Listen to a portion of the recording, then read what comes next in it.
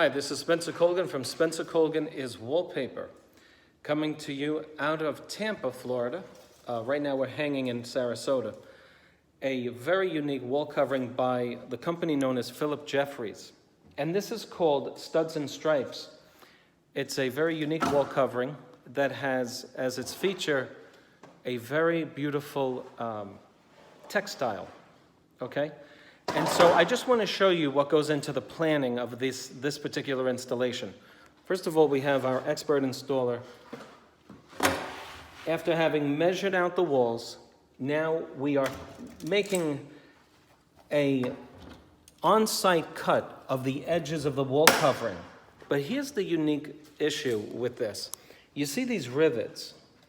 First of all, you don't want these landing near your cut line.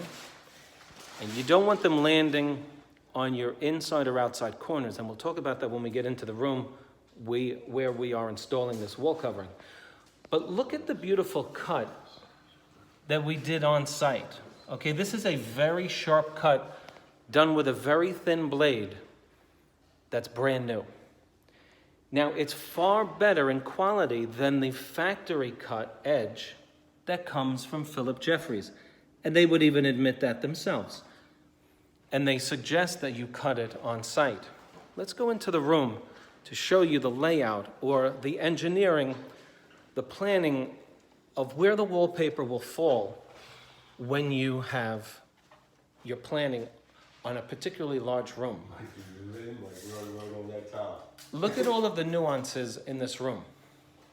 First of all, you have the gable wall over there, which necessarily will bring your wallpaper all the way up to the apex.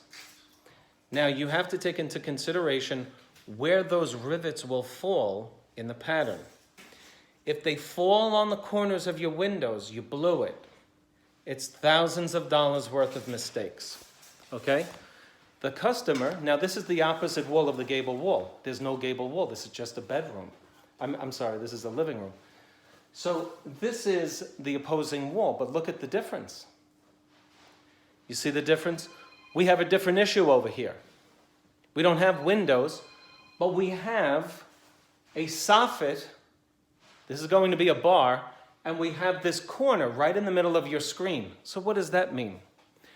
Well, when you're laying out or engineering the plan of where the rivets will fall, it's very important to take into consideration where the rivets will fall in relation to these two walls.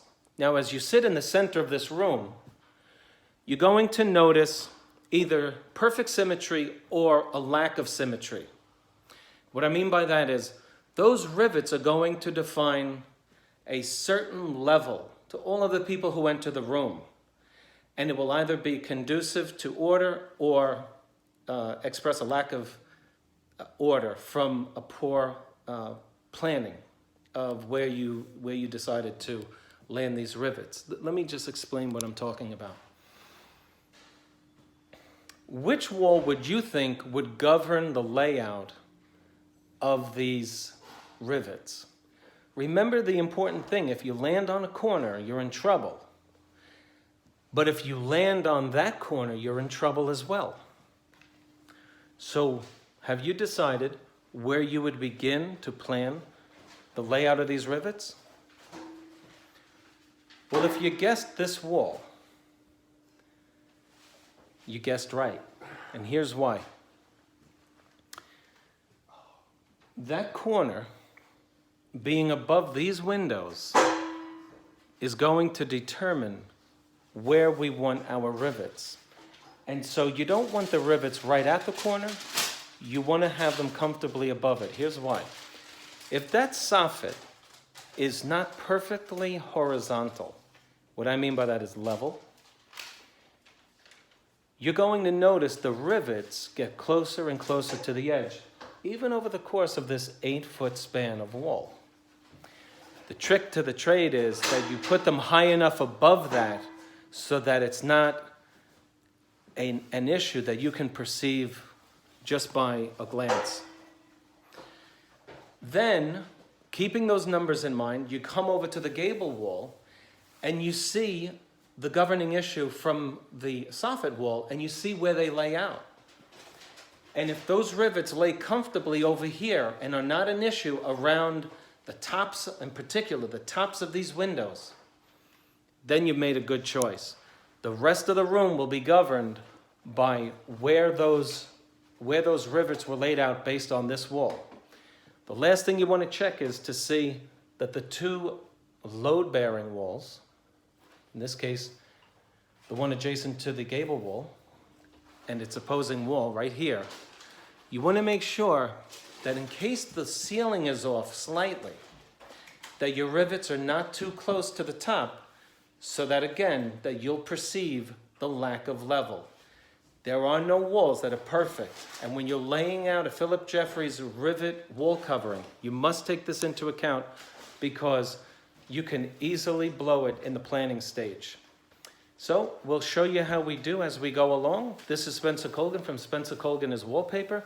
Thanks for watching. Please click on like. Sorry if the video was boring, but it's very important that you plan out your riveted wallpaper in particular because you can't cut through them. And if you did, it would look ridiculous anyway. Okay, see you on the next one, and I'll show you how we do.